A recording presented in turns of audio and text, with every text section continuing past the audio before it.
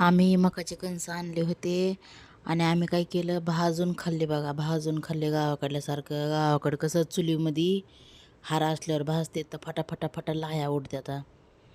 आणि खूप गोड पण होते कणस. विकत आणले होते. मग दुसऱ्या दिवशी उरलेले कुकरला शिजवले मीठ लावून शेणी. खूप छान लागले बरं का. आणि अशीच खायला मजा येते या. ते सोलून शेणी पॅनवर गरम करून बटर आणि मीठ टाकून खाल्लं ना, ते लगेच चुरमटून जाते. तर असे अख्खे कणस शिजवून खायला खूप मजा येते या. तर मग असंच आम्ही आनंद घेतला खाण्याचा, एन्जॉय केला. आणि आम्हाला का नाही, गावाकडे शेतीमध्ये मका असते ना, तर आम्हाला खायला खूप आवडते. इतकी जर आवडतात ना कणस मला खूपच. तर मग मी 1.5 किलो आणले होते, 1.5 किलो.